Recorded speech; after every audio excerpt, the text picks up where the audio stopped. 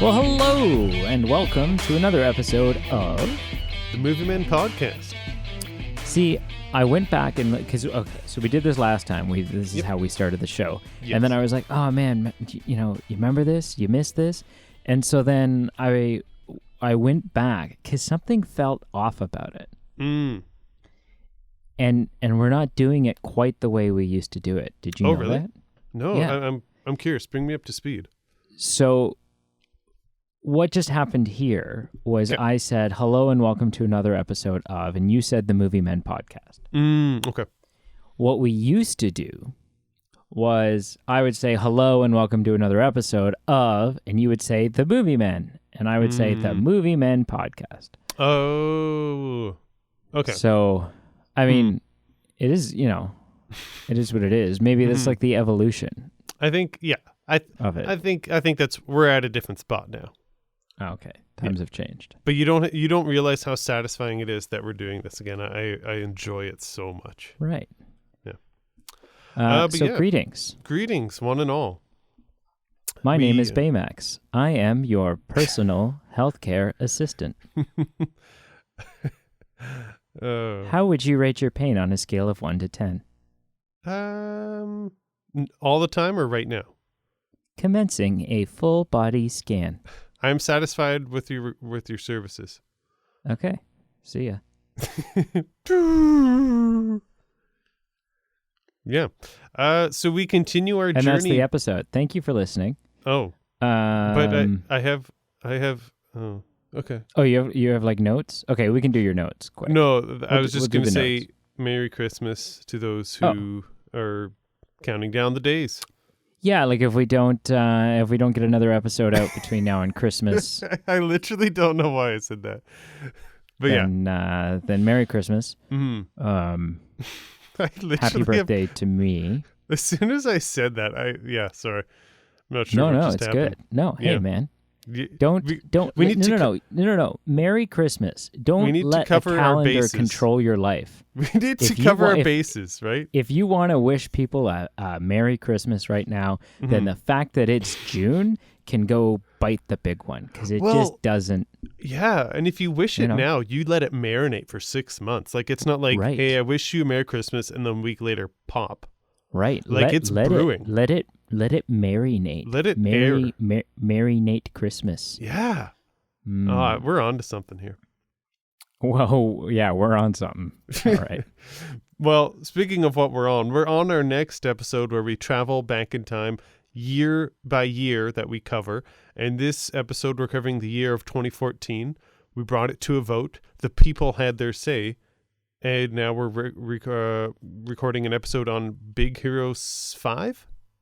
I mean, we're on our current episode.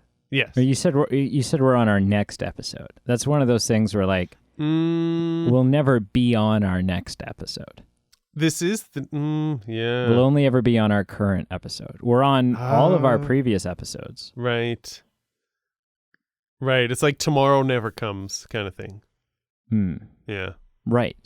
Tomorrow's always tomorrow. A day away. Yeah. Anyway. That's how the song goes, right? I haven't seen Annie. I've never watched Annie. Yeah, so. I've seen it any of them once, one version of it, and I've never been drawn back. Like the Shirley Temple one, right? I couldn't even tell you. Who is in it? I don't know. Like it could have been Sean Connery. I literally don't even know. It may have been actually. Now I want to hear him sing tomorrow. The song will come out tomorrow. Can you please try and do that with your Sean Connery? No, can't do it. I'm begging you. Like, I'm on my knees. It wasn't Shirley Temple. It was Aileen Quinn. I didn't know that. Because I think she's... no, Aileen Quinn is still alive. Shirley Temple died, right? Oh, I think so. Did she die like really young? She was one of those... Childhood. I don't know. Anyways, to the episode. On with... the episode. Big Hero 6. Yeah, you had never seen this film. Never. To be honest, no. I've probably heard of it, but it was very strange and foreign and unheard of to me. Sure, you weren't really, you weren't itching to go see it. Not in 2014, and not even with this current vote. Like, it was the 4th place finish in my books as far as what I wanted to win. Okay. And not a slight on it, just of the 4 films. That's just where it ranked. You didn't really know the movie. You weren't really looking forward to it. Yeah. So, let's. But now I'll seen it. Now I've seen it. I'll get into what I thought. First, I'm going to break it up with some trivia. Well, let's rewind a second here. Sure. Because I can't talk. Okay. Let's start by welcoming all of the fresh meat who are new to our show. Thank you. Thank you for joining us. Thank you so much. Thank you. Can I do a shout out at the start of the show? Go for it. I mean, we used to do shout outs at the end of the show. I feel like we haven't done shout outs in a long time. So yes and no. Or not I feel consistently. Not consistently at the end. Sometimes they'll come up, like I think it was last week's episode where Daphne just naturally came up. So it was like an impromptu shout out, but it wasn't like at the end like, hey, Daphne, we're thinking of you. It's more she came up in conversation. So it's been a while since it's been a straight up, here's a shout out. Yeah, sure. So my shout out is for Andrew. Yes. From Jakarta. Yeah. Who reached out to us on Twitter. Thank you for reaching out to us. Thank you. Was like, hey, he's a graphic designer who's like, oh, cool. Just strucken with boredom and doesn't know what to do with himself during work other than listen to podcasts. Nice. And so as a result, he's always like he's always looking for a good podcast. And sure. Has had to settle for ours instead, but Yeah. So support Andrew supports us by listening to us. So support Andrew. Check it. Yes. We'll post so Andrew's a graphic designer, and the great thing about a graphic designer is it doesn't really matter where they live. If you need graphic designing done, I don't know if that's the terminology. Yeah. If you need some graphic designment, then hit Andrew up. His deets are going to be posted down below, so you're gonna want to check that out. Nice. Yeah. Very cool. That's my shameless plug. Hey, it was pretty cool. He gave me $50 to say that. What? Nice. Yeah, and he said, could you plug the show and don't tell Pete that I'm giving you the $50 because then you'll have to share it. Yeah, right. So. And it's only logical, really. Right. So I've told you anyways, but that's because I don't really fear you. And so I have no, I still don't feel compelled to give you your cut. I don't know if it's good or bad that you don't fear me. Like, maybe it's good that I'm, like, you find me as a safe person and socially accepting. And if I were to fear you for anything, it would probably be physically that you might step on me. That you might not see that I was there. Where's Brady? And the 3 feet in height difference between the two of us would cause my end. Yes. Or your pain of sorts. Yeah. So Disney. The company that owns a lot all of things. Other companies. Like really everything. Yeah. They own this podcast. They do. They do. We're not paid like a Disney podcast. No. Actually, we're not even paid. No. Yeah.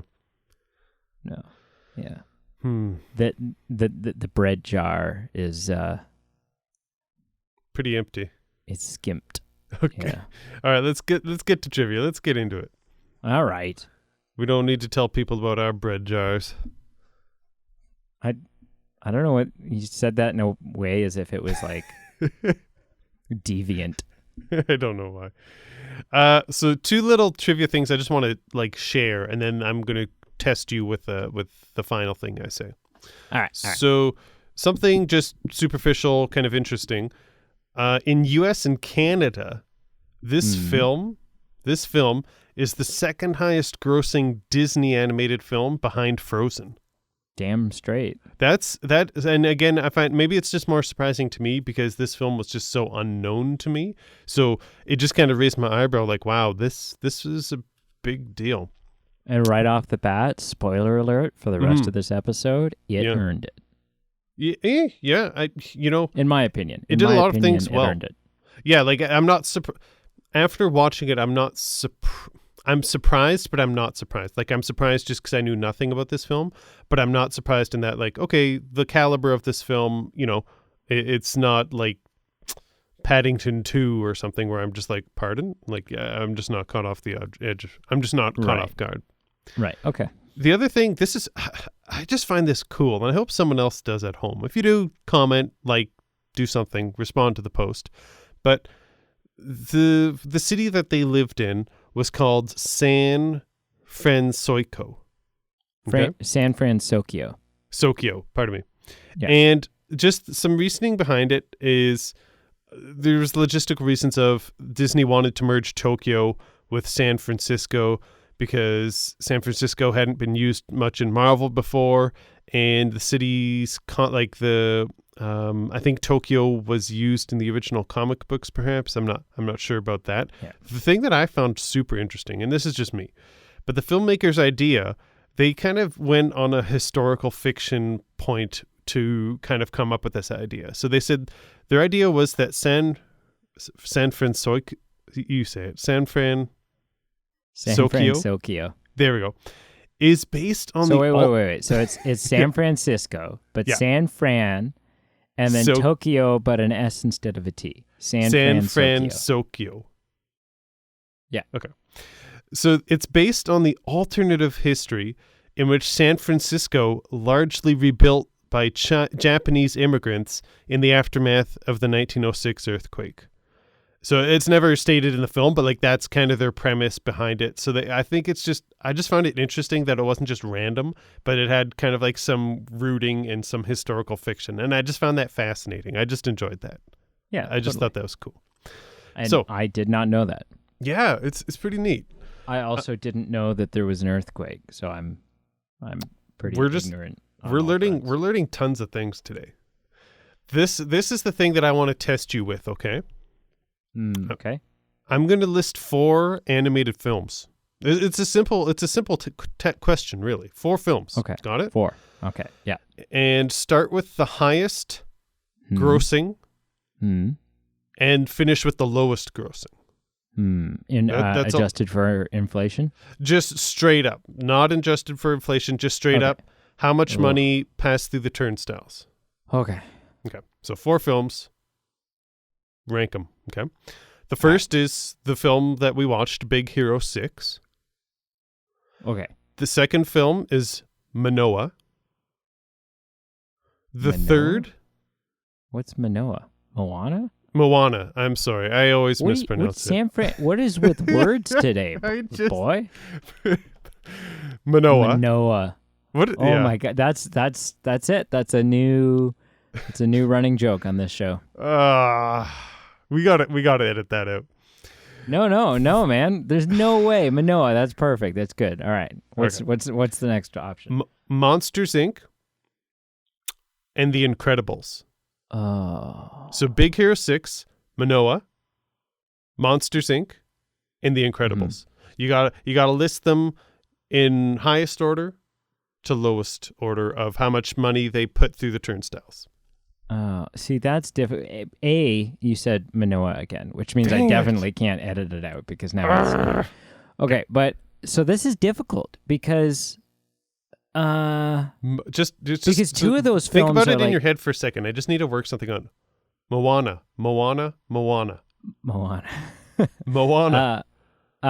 So 2 of those films were like 10 plus years ago. Right. And so the whole not adjusting for inflation thing is really throwing me for a loop. Like it's creating a mental wall that I have to. Okay. Oh. So Big Hero 6. I mean, Big Hero 6 has got to be number 1. Okay. Has to be. Okay. Where would you then? What would you put 2, 3, 4? Followed by Moana. Okay.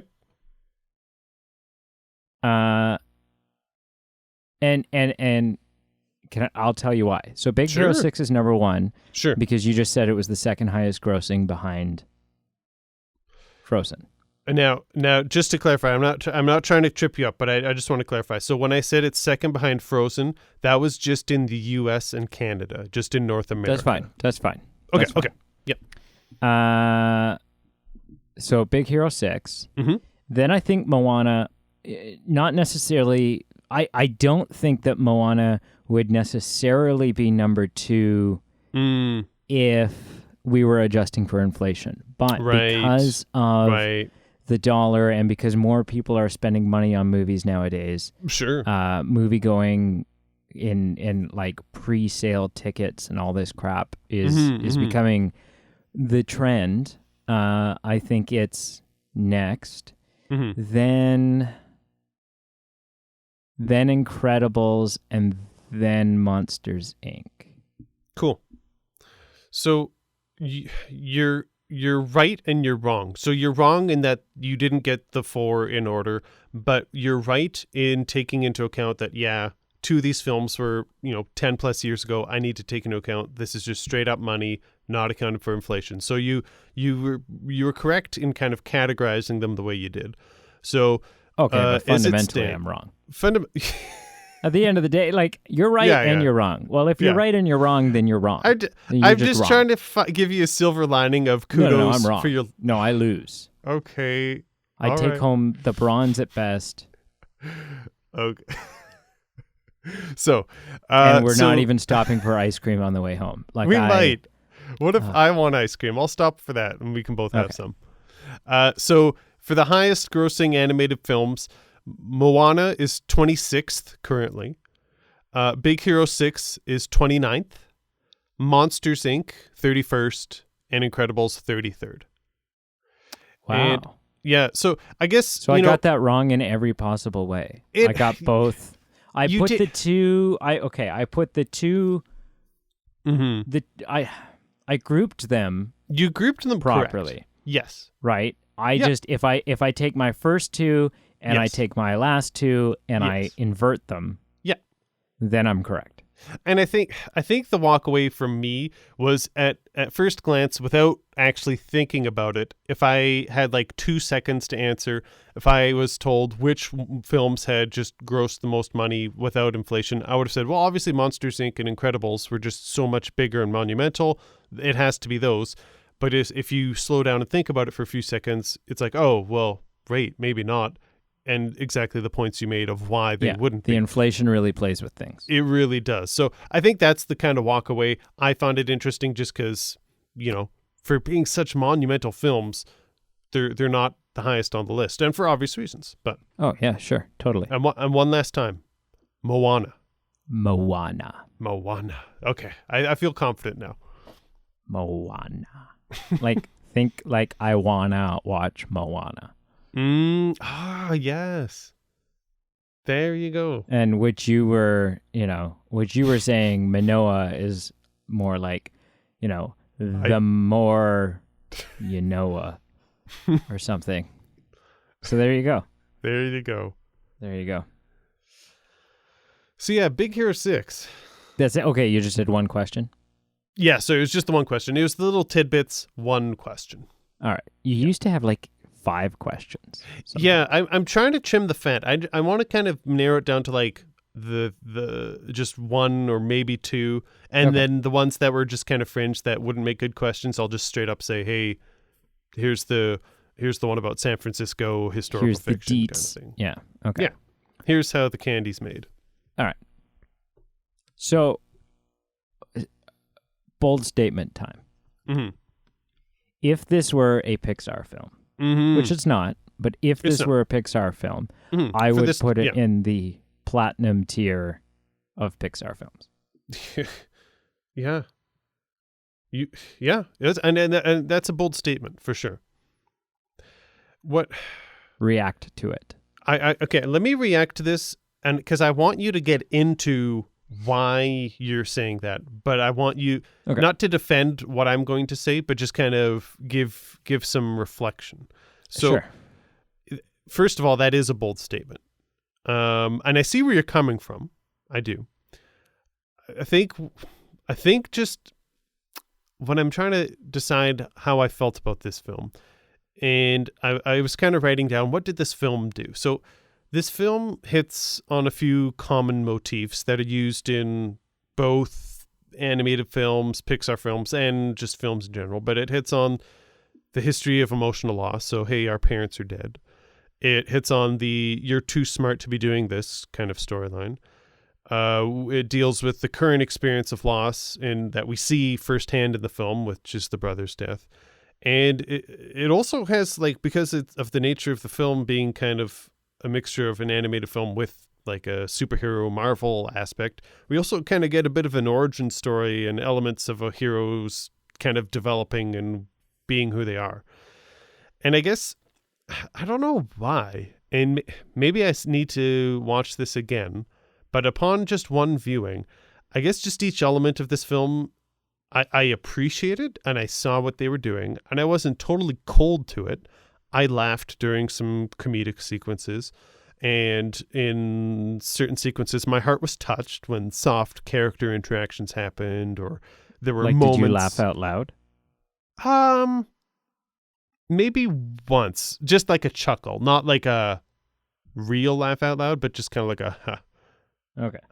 But it's still a reaction. But yeah, and even in the soft moments too, I appreciated what was going on. But for some reason, it just didn't latch on to me as much as I would need it to for me to consider it in the platinum. In our Pixar terms, and I know it's not Pixar, we're just using it as a measuring stick, I would say it's probably in the silver category, and at times in the film it's in the gold, and it kind of flirts with that line. Interesting. Okay. Yeah, and I can't put my finger quite on it because, again, like when I'm writing down what I thought, everything I appreciated, and it wasn't like anything fell flat. It's just more, it didn't grab hold of me as, say, I would need in a platinum style film. Right. Sure. Okay. Mm-hmm. So now I want you to go into why you think it's a platinum, because I'm actually genuinely curious. Well, so I would start by saying it hits all of the things that you said that it hits. Sure. It also hits the cool, interesting future tech fantasy aspect. Oh yeah, that's true. And it hits the villain who is motivated by loss. The villain who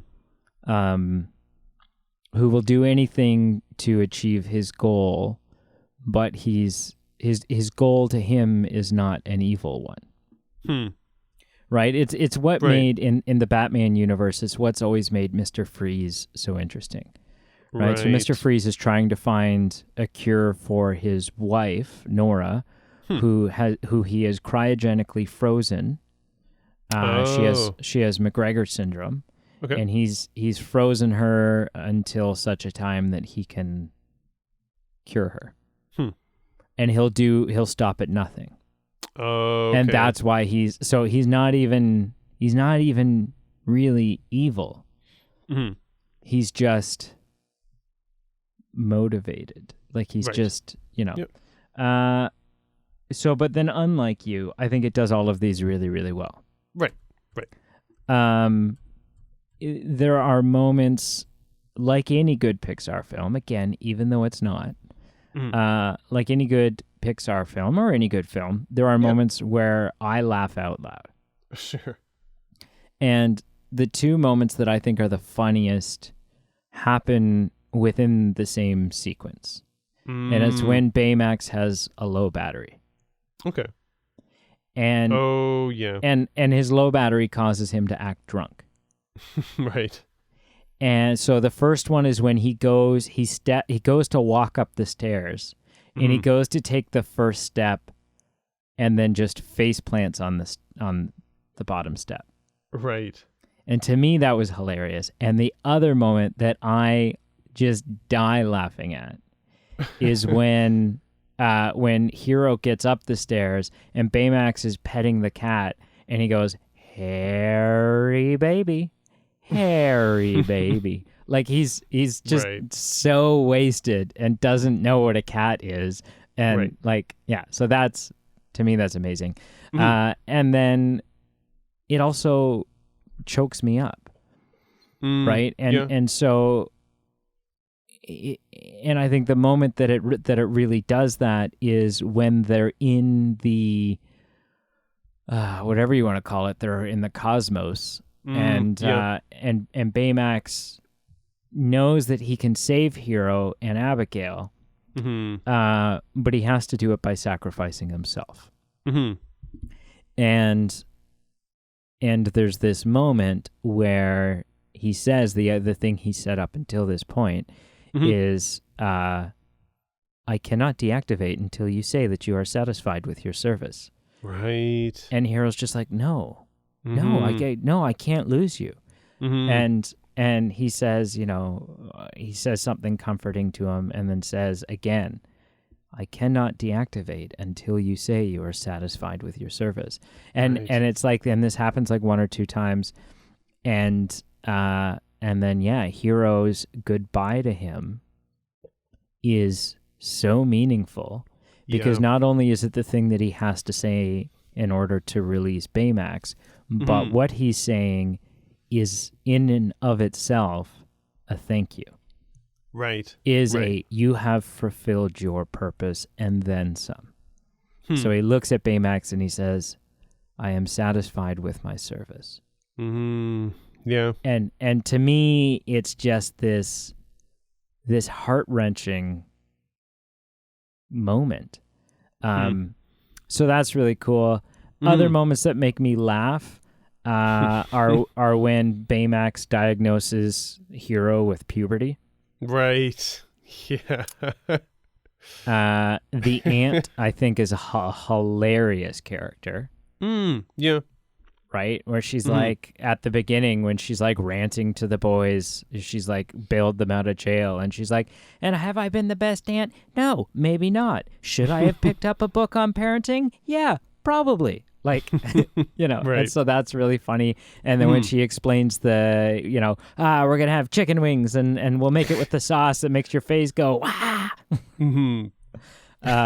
So that to me is like, there's so many good moments. There's Hero at the beginning hustling that big kind of battle bot gangster guy, right? And the fact that this robot's little face goes from a smile, the smile flips around, and all of a sudden it's this grumpy, angry face. But no, I just think it's such a great movie because it's kid friendly. For sure. At 27, I still love it. I still enjoy it.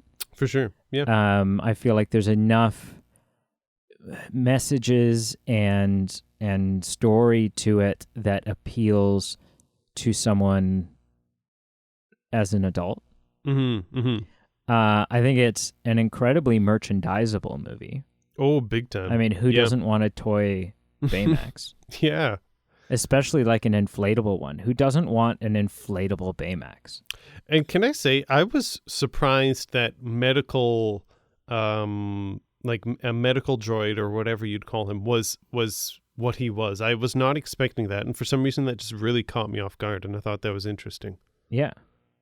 So no, I think it's a deep movie with a lot of layers. For sure. I think you run into Hero having to deal with his anger. You run into, the friends intervening when Hero puts like the fighting chip in him and takes out the healing chip and basically tells him to go kill that other guy. Right. There's just there's so much that I feel like this movie has to offer. Yeah. There is a lot to chew on, and there's the emotional highs and the emotional lows, and definitely some challenging moments as far as like kind of like you talked about when he's like unethically trying to use Baymax. Yeah. Can I run through a couple things with you? Sure. The one is probably a compliment, I think, to the film. The other is more just a comment in general. So obviously this protagonist is attempting to get into this prestigious university program. And how he has to get in is he has to come up with some technology demonstration to get accepted. And he comes up with the microbots and has a pretty phenomenal showing. And my question is, what else do you need out of the microbots? Because they seem to have limitless potential and ability just to where you've taken them thus far. The fact that you can do this on your own, like just as a kid at home, why does this kid even need to be in this program? Like, this is, yeah, I feel like... I mean, I don't know if it's so much for at that point, I don't know if it's so much for the kid's benefit as much as it is seeing that this kid has the potential to offer they're paving the way for the future at this university. Right. It's not your run-of-the-mill university. No. So my next point is just titled Professor Callahan. And it literally did make... Spoiler alert for this specific film, what I'm about to say. So if you haven't seen it... Spoiler alert for the whole damn movie. If you've gotten this far and you haven't seen Big Hero 6, you want to go home and rethink your life. Yeah. So Professor Callahan, I literally went, oh bleep, when we found out he was the villain. And that I say kudos to the film, because I thought that was actually very unique. You've hit on this before. It's more emotionally rooted and interesting to have a character who's motivated not just by greed or desire for power, but like he has his own emotional heartbreaks and desires. And you had no reason to begin to expect that he was alive. None. Let alone the villain. None. So I would say kudos to this film because I thought that was actually fantastic. And that I didn't gasp, but metaphorically I gasped. My only critique is that I'm a little disappointed that it did take this long into the film for something that tangibly significant to really anchor me in, to be like, hey, hold up, son, like something's going on. It was fantastic, and we've obviously talked about the emotional complexity of having him as the villain. And again, right after this is when we get into that unethical use of Baymax, and that's also challenging. So I'm a little disappointed it took so long into the movie to get kind of that shocking in a storyline and have that kind of ethical dilemma. But for what it did on its own, I thought that was interesting. Something I really admire about it too, though, is that we don't get that cliche, oh, okay, now Callahan has seen the light and isn't going to have to answer for his crimes because now he's a good guy. No, this movie ends and it's like, Abigail's saved, that's all fantastic. Mm-hmm. But Robert's going to jail. Oh, he's doing some time. He did the crime. Like he's not going. He doesn't even get a reuniting moment with his daughter. His ass is going to jail. Yeah, right. Like full on. Don't drop the soap, buddy, because your life is you. Like, yes, your daughter's back, but you won't get to enjoy that. Well, he can have visits like where they speak on a phone between. But maybe she doesn't want to. Abigail seems like the type of girl that once she hears of the things that her father did, she'd be like, no, I don't know this man. Right. Yeah, so here's the thing. Love it or hate it, we talked about this with La La Land, and we've talked about it in films in general. There's sometimes you can just have the cliche ending, not even cliche, but the normal ending, or everything's happy. Everything's happy, or you can have a more brutally real ending. You're right. This is quite real. It's not the, hey, I'm embracing my daughter, and everyone's like, hey, we get it. You wanted your daughter back. All's well that ends well. And you're right. There's not even the, hey, you need to pay your crime, but you can have like 5 minutes with her just to show that you're both okay. It's straight up. They go different directions. Like they don't even get chair, buddy. I don't know if that. I don't think so.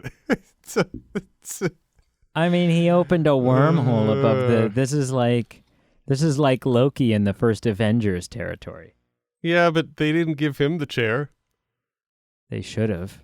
Maybe. See all the hurt he causes after the fact? I guess.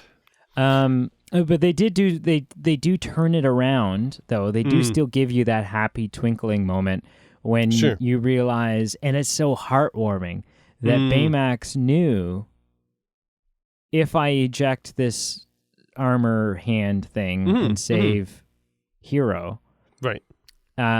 If I include the chip, my programming chip, then Hero can bring me back. Right. This doesn't need to be goodbye. Right. Yep. Yeah. So that's kind of a nice, sweet little twist at the end too. But I feel like it's not. I think why it's so good, or why it's better, is it's not painfully sappy, or it's not a slap in the face. Like, it's very. Oh, for sure. It's more. It has a bit more of a realism than just kind of the stuff we were just talking about. So yeah, right. I think very good. And after Hero, I mean, Baymax pretty much had to. I think Baymax knew that Hero needed him. For Because sure. after Hero lost his parents, and then he Yep. lost Tadashi, Yep. his brother, and then he had to, like, if he had lost Baymax on top of that, I think the fear was Right. that eventually, that this would lead to Hero sort of dealing fentanyl out of the back of a pickup truck. That it's like this is too much for him to take. This kid needs a win. He can't. He needs one thing to go. He can't just be stuck with his clueless aunt and the hairy baby. God love her, but yeah. One last thing I want to touch on, and it's very brief. It's just the post-credit scene, which yes, I'm so happy because I told you watch for the post-credit scene, and I'm glad I didn't miss out on it. I absolutely loved the Stan Lee animation. Friggin' Stan Lee. And then when you think about it, you go, you can go back and look at the painting, the family portrait, and you go, holy shit, it totally is Stan Lee. Like, how did I not? How did I not pick up on that prior to this moment? That's See, Stan I Lee? saw it. I saw it the first thing, and I thought that was his cameo in the film. Like, I thought that's as far as it was going to go. Right. So did you know this was a Marvel property going into it? No, not even a bit. No. Okay. Was it? So that was probably in my top 3 things in the film, just because I loved it so much. Was there anything significant that I should know regarding the Marvel Universe in this cameo, or it was just it was? Oh no, I have no idea. No. Okay. I was shocked. I don't think I knew it was a Marvel property when I saw it in the theater. Yeah. No. For sure, I didn't either. But it's fun because it gives you some more backstory into who Fred is. Yep. And that I wear it forwards, I wear it backwards, I flip it inside out, and then I go forwards and backwards. That was like, okay, he's not just some weirdo. Like, that's his dad. Like, that's a family pride thing. Sure, I guess. And such a funny moment when, like, and just so comedically randomly tossed in that when they're recovering from their first encounter with their villain, they go back to recoup at Fred's house, and Fred lives in a freaking mansion. Yeah. And none of his friends knew. Yeah, I know. And that's what I love about Fred. Fred is loaded. Loaded. But none of his friends know. And there's something to be said about a character, about a person who has that kind of money. Right. And has close friends who are none the wiser. Right. Because he doesn't live out his money. He doesn't, he's not wearing ritzy clothes. No, he's wearing like baggy shorts and, There's something to be said for the humbleness around it. He's for just not a exerting normal guy. Yeah, not exerting your power or money, or just trying to push it off on other people and let them know your status. It's just being a human being and not having that define you. And there is something cool about that. Yeah, totally. 100%. Those are my thoughts. So where else do you want to take this? I mean, there's not a lot more that I can say other than I just love this film. Like, I do think there's some filler. There's just some kind of generic action that happens. Mm-hmm. But it's still fun. It's fun to see each of the characters kind of come into their powers. Right. And learn, each one of them gets to use their tech, the thing that they've been working on, the thing that they know better than anybody else. And what's so great about that is although they're not superpowers, it does make each one of their abilities feel like a natural extension of who they are. Mm-hmm. Okay. Yeah. Right. It's their tech. Fair enough. Yeah. Each one of them are their own Iron Man. Right. Yeah. Right. So scale of 1 to 10, me. Scale of 1 to 10. So what I'm going to say is, of the 4 films, which we don't normally list them, but I'm going to list them here. So it was, of the vote, Grand Budapest Hotel, Gone Girl, and Birdman. Going into this was probably my 4th out of the 4 choices to watch. I'd probably still leave it there, but I don't mean that as a slight. It's just, of the 4, it's my least favorite film. I enjoyed the viewing, and I don't regret the viewing. But I didn't give it a great review, but here it is. So I gave it a 4.4 out of 10. Wow, that's more than not a great review. That's low. So there's 4 different levels. There's the lowest that I'd only watch it if I was at the cottage with no Wi-Fi. The next level up is I'd pay money to rent it. The next level up is I'd sure pay money to buy it. And then the highest level a film can attain in my scoring system is I would be fine dishing out $30 and getting a babysitter and spending an evening watching a film in the theaters. So this just made it to level 2 where I'd pay money to rent it and I'd be fine with that. And that makes sense to me. You'll be happy on Marshall's scale, it fared a little bit better. And there's actually a bit of a discrepancy, but I gave it a 6 out of 10 on Marshall's scale. Wow, that's a big leap. Yeah. And just using Marshall's scale, Marshall. It literally landed on a 6 where it was a bit higher than a neutral, 5 being kind of like, take it or leave it. A 6 was applicable to this film. So I don't want my 4.4 to be misunderstood. It's not that I think it's a bad film. It's not that I didn't think the film was worth watching. It's just where it ranked on my scale. Ultimately, you're glad that it was on Netflix and you didn't have to spend any, or not, Disney Plus. And you didn't have to spend any additional dough on it. Right. What would you give it out of 10? I give it a 7.6. Cool. I think it's really good. Not quite an 8. Again, I think the moments that stick out in this movie for me as good are really good.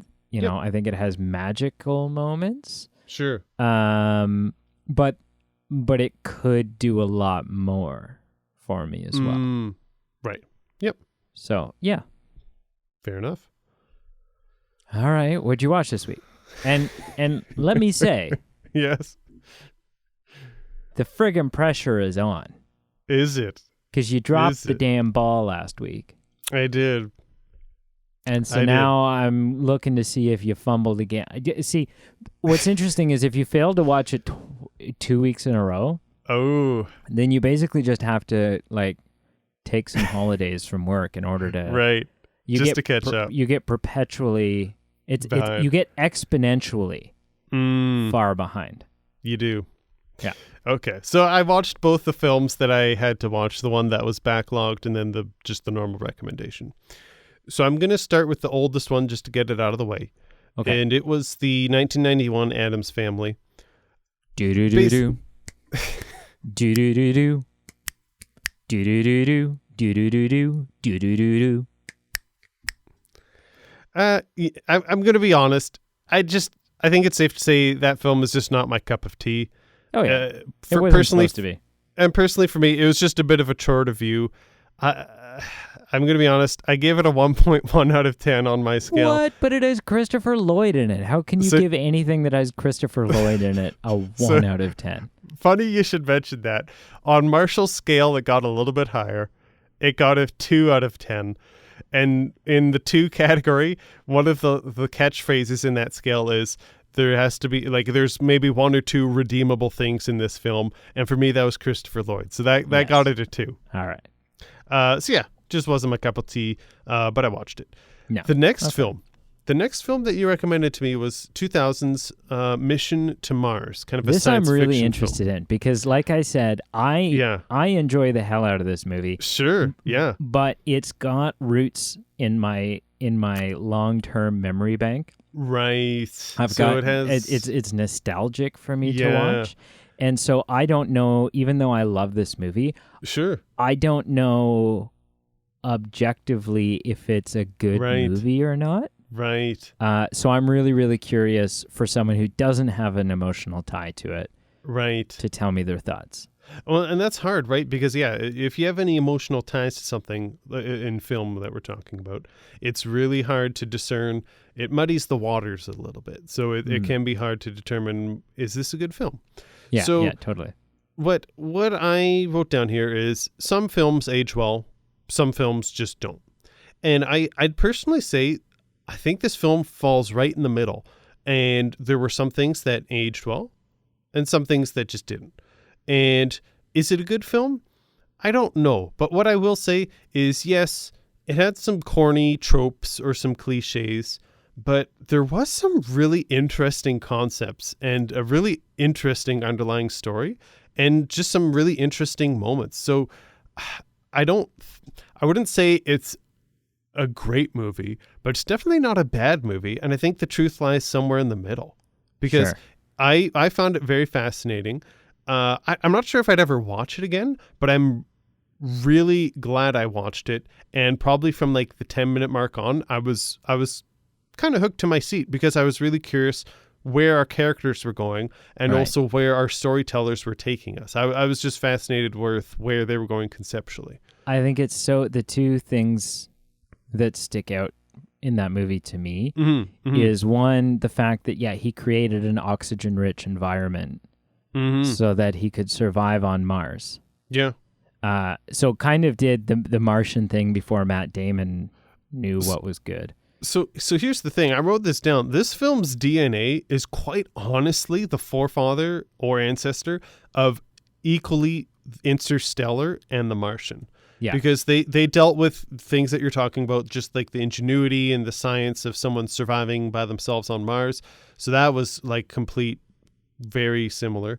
But also they were also trying to hit on some elements from Interstellar about the cosmic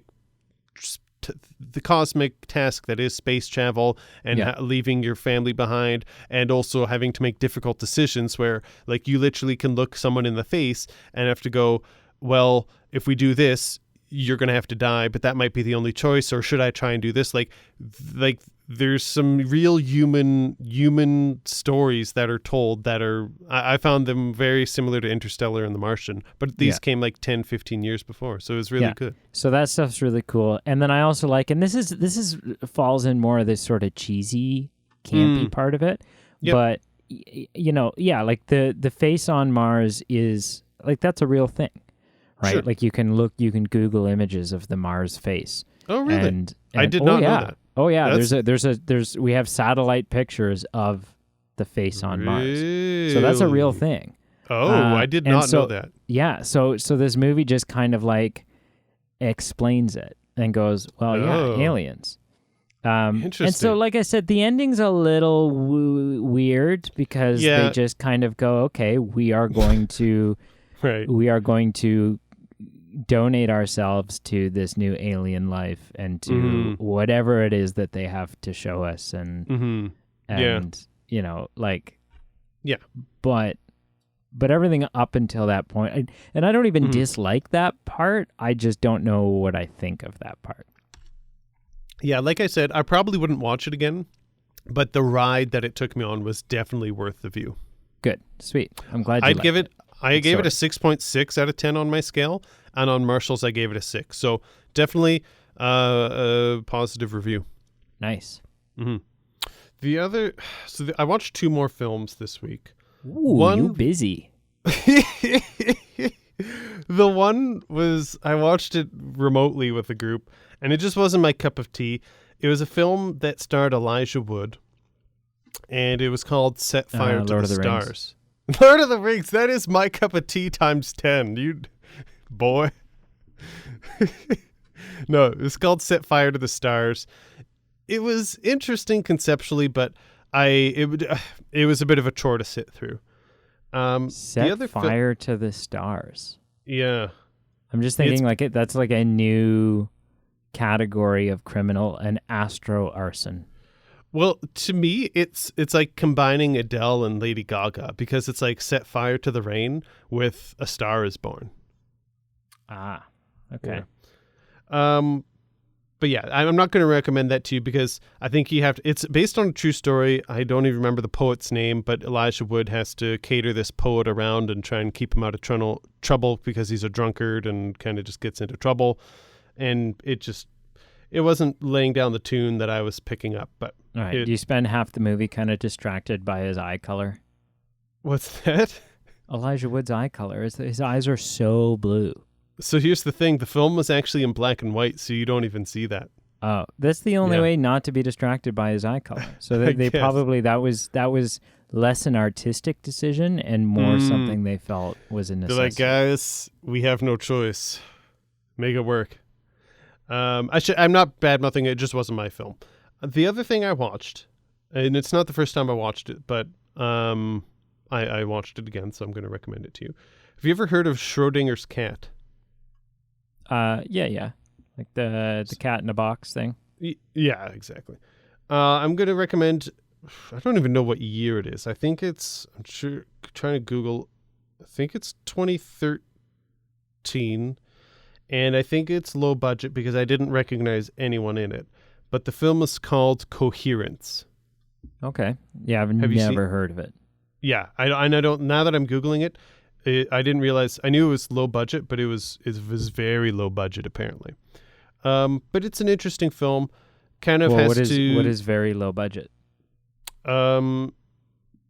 Cheaper than some people's vehicles. It was $50,000. Oh wow. Yeah. Okay. But it's not a bad low budget film, and essentially it's a science fiction, I guess, thriller. Essentially, just picture a scientific hypothesis in Schrodinger's cat mixed with a bit of a thriller, kind of not actiony, but just, I guess it would just be a thriller. Just some people are having a dinner party, different events ensue, and they need to solve some problems, and that's all I'm going to say. Okay. Joker with Joaquin Phoenix was made for $55 million, so I have $5 million less of expectations than I have for Joker. So, okay, what? What? The Joker, you said $50 million is low budget. No. 50,000. 50,000. 50,000. Okay, never mind. Some people's cars cost more than this. Yeah. Yeah. Even the Wizard of Oz cost $2.8 million. Dang. Wow. Okay. Yeah, so Coherence. What did you watch this week? Vivarium? Vivarium, okay. Vivarium. Yeah, that movie. Yeah. What'd you think?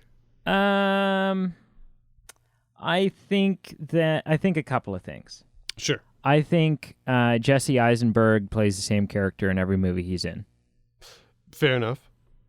I'm not sure if I feel that way, but I know you're not alone. I know a lot of people are. Okay. Yeah. I think he's the only one in the film that I recognized. Oh, for sure. Oh, yeah, absolutely. But I did like it. Oh, really? Okay. Yeah. I didn't love it. Sure. I mean, I love, it's a little, I would say it's a little bit sci-fi, a little bit mystery, a little bit horror. And maybe social commentary, depending on how you interpret it. Hard to maybe. say. Maybe. It felt like, and this is maybe an interesting glimpse into some future happenings. Right, yeah. It felt like a 90-minute episode of Black Mirror. Sure. Yep. Yeah, I could see that. And so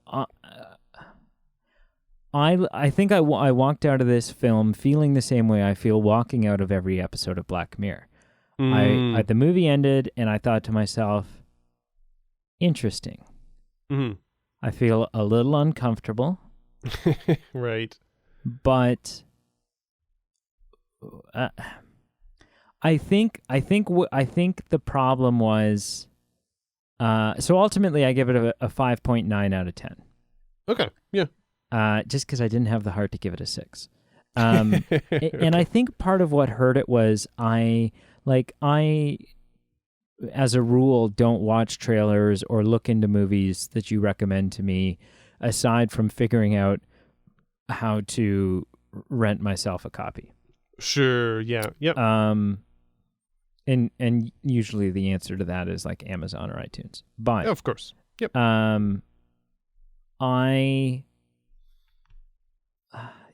I think when I sit down, I typically enjoy watching Black Mirror, and I think I haven't watched them in like a couple of years. I'm way behind on Black Mirror.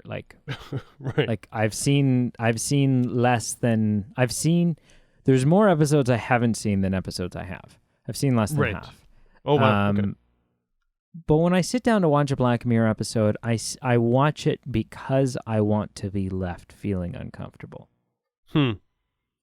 And I think the uncomfortableness, the moral and emotional challenges that this film presented to me, I was just not ready for.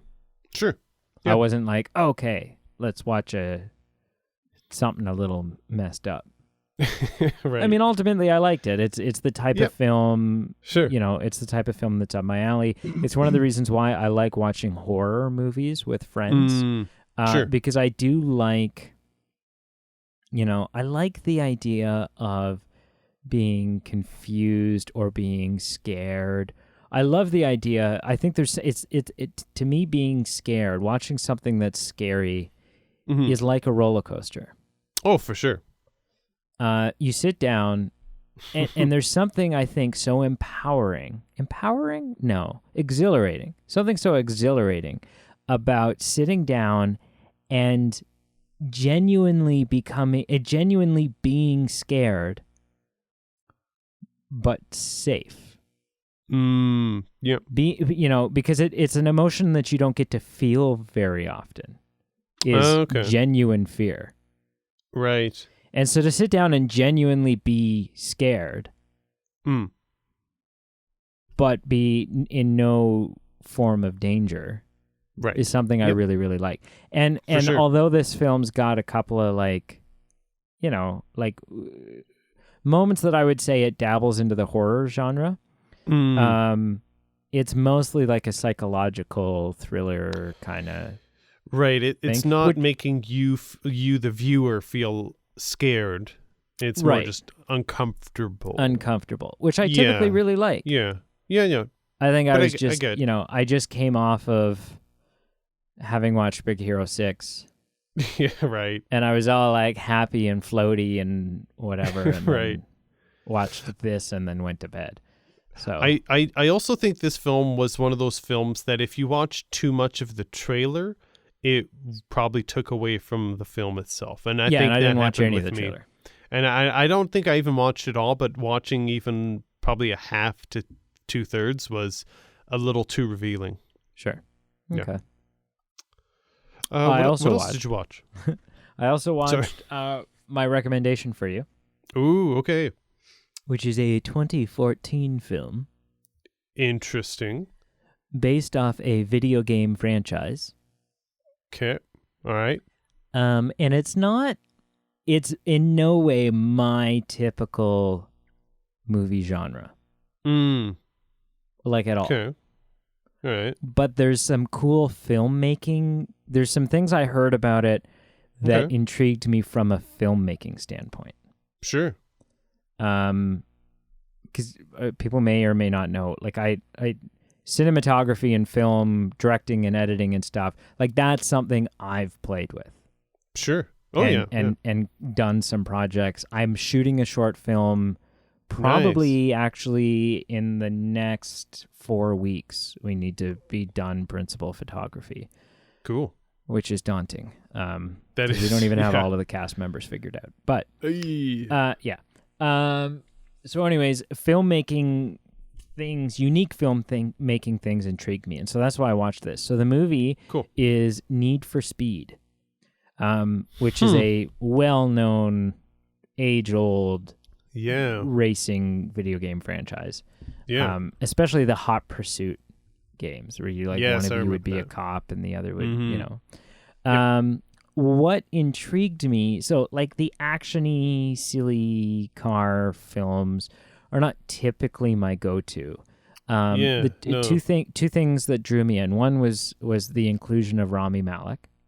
Because I like him. Yeah.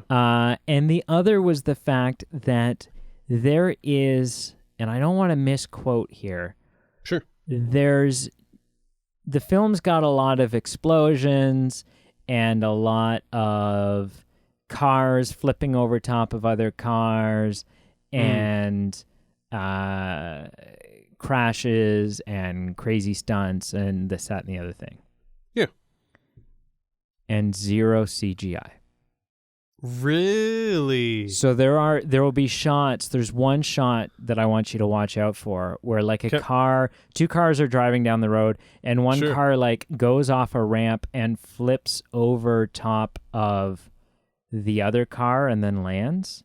Oh, cool. Like kind of does like the jet fighter cockpit to cockpit inverted thing. Right. But in a car. Oh, and while the car is midair, it cuts to the footage from the GoPro that they put on the car.